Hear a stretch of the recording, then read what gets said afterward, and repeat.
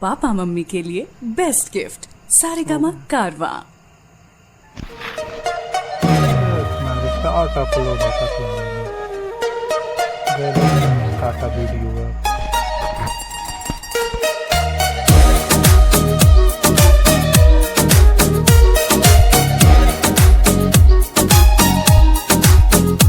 तोहर शॉट है dress impress दिल हमार करेला बारू जाड़ा के धूप रूप देख के न मन भरेला। तोहर शॉट है ड्रेस इम्प्रेस दिल हमार करेला बारू जाड़ा के धूप रूप देख के न मन भरेला। बिखरल तोहार ओपलाली चटकार दूजे हाबी बगाल गुलाबी। तोहर कातिल बा फिगर हरे पतली कमर खोले खाती दे द दिलावा के चाबी।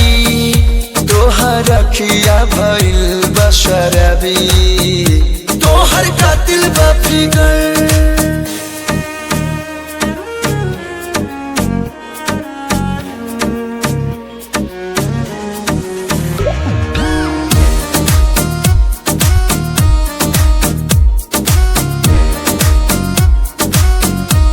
तोहर सूरत लगे मूरत न जरूरत बा सिंगारे के हमन ढरकल ह दिल पर कल खाली खोजे निहारे के।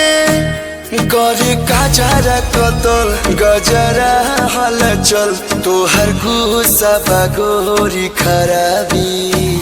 तोहर कातिल बा फिगर हरे पतली कमर खोले खाती दे द दिलावा के चाबी। तोहर अखिया भइल बशरबी तोहर कातिल बा फिगर।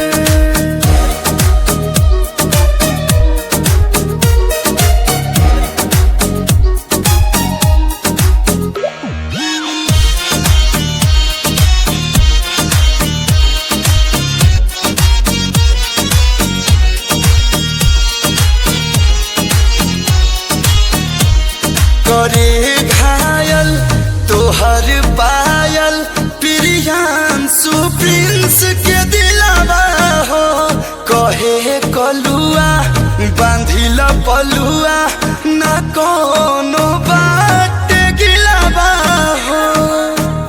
तोहर सिर